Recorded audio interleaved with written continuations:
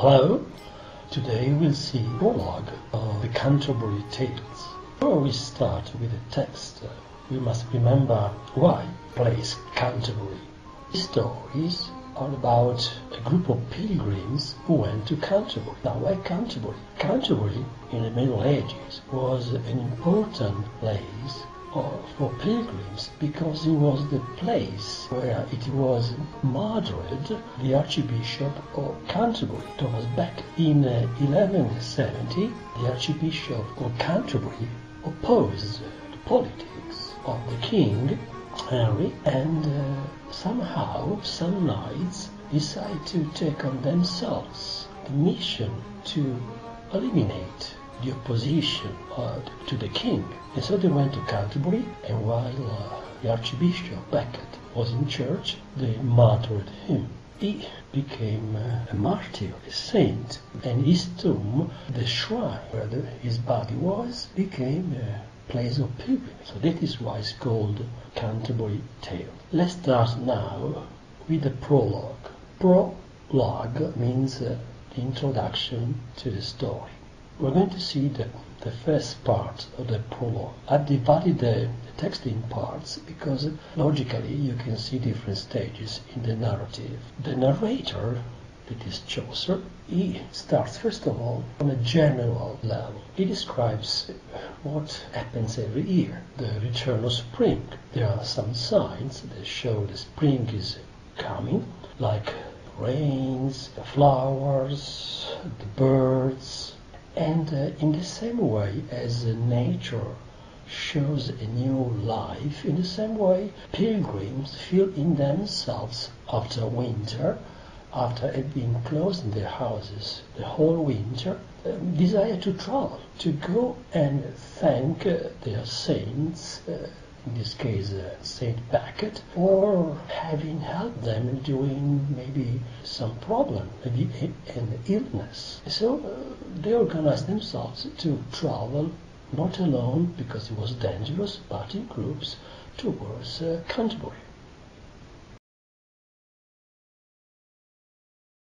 When in April the sweet showers fall and pierce the drought of March to the root and all, the veins are bathed in liquor of such power as brings about the engendering of the flower, when also Zephyrus with his sweet breath exhales in air in every grove and heath, upon the tender shoots, and the young sun is half coursing the sign of the ram as run, and the small fowl are making melody, they sleep away the night with the open eye.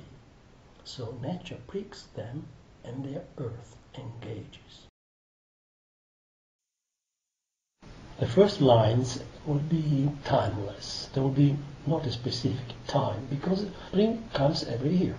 There's no reference to a narrator, to a place, a specific time. It's unfocused, just an introduction. Now, let's start with the text again.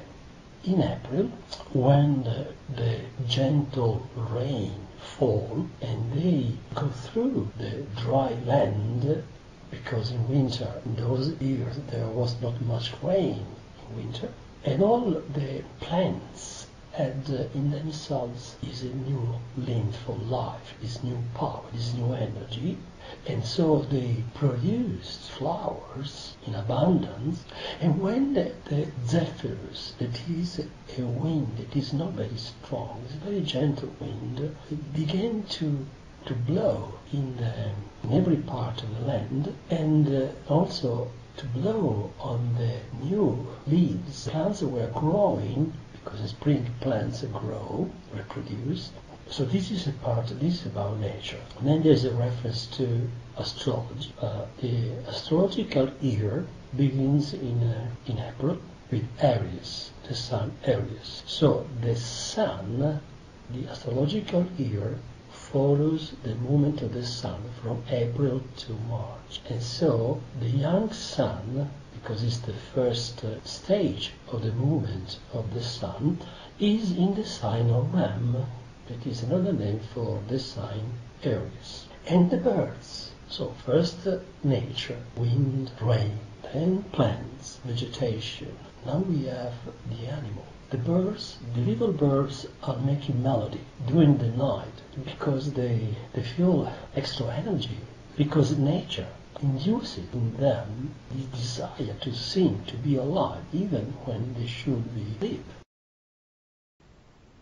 Then people long to go on pilgrimages, and palmers long to seek the stranger strands, or far-off saints allowed in sundry lands, and especially from every shire's end of England down to Canterbury they went, to seek the holy blissful martyr, quick to give his help to them when they were sick.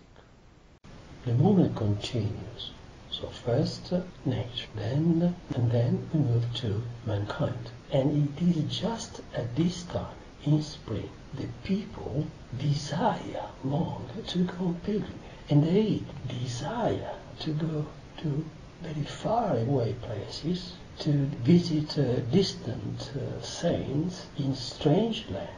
But in England, there was one place that was quite often sought. It was Canterbury, to thank the martyr Thomas Becket, who had helped them when they were in need during the winter as they were sick.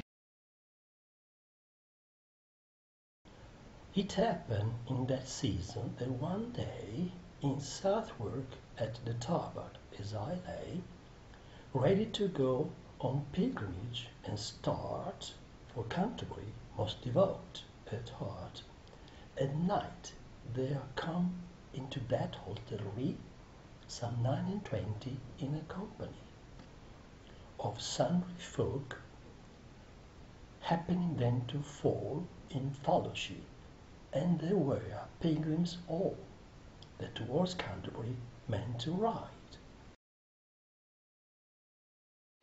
Now we, from a general situation that repeats itself over the years, now we define one specific place and time.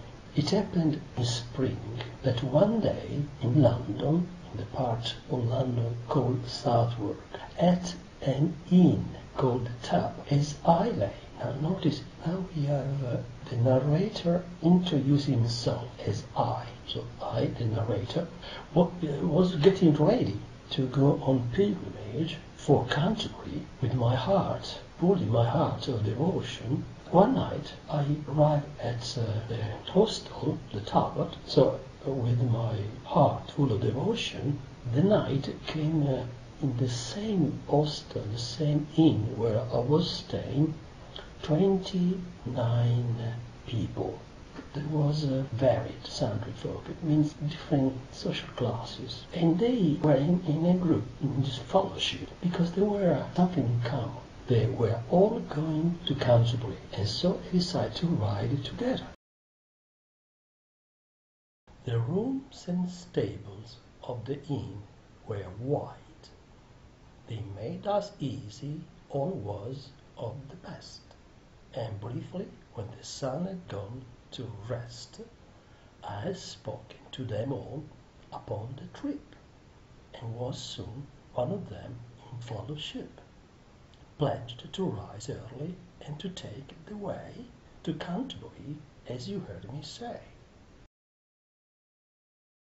And then he describes the place, the rooms for the people and the stables for the horses were wide, comfortable. They made all easy, so he's already part of the group. All was perfect. And when the sun had set in the evening, the narrator had already spoken to all of them about the trip, the pilgrimage, and he had become one of them, one of the group. And so all of them decided to rise early, to start early their journey to Canterbury.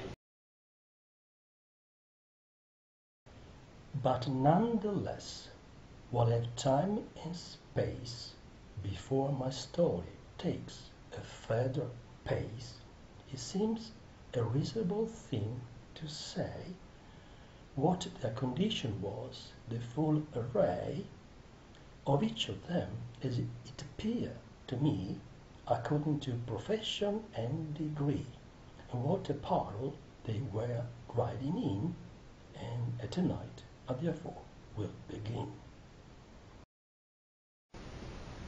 But before he starts with the story, he wants to say something about his fellow traveler. Before the story continues, it's reasonable to describe the condition of the pilgrims that were with me, the full array of each of them, the things they had with them, as it appeared to me.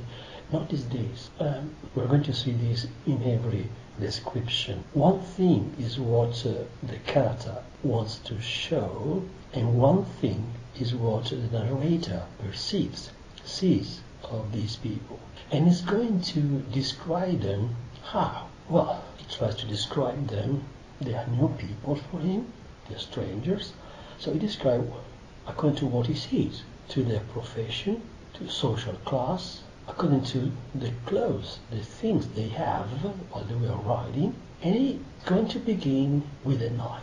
Now, tell me how you are dressed, and I'll tell you who you are. In this prologue puts this saying in practice. So he, the narrator, will try to understand the personality, the character of each one of them according to how they are dressed, how they move. But this is a satirical, ironic text. In the description of the characters, we must be very careful to how they are described, because sometimes Chaucer is ironic. He wants to show the defects in the persons. And the order of the descriptions is important, because the characters are described according to their social status, and they are described first from the highest level and then, step by step to the lower. So first he will describe the knight, then we go to the prioress, the friar, he will move to a merchant, a man of law,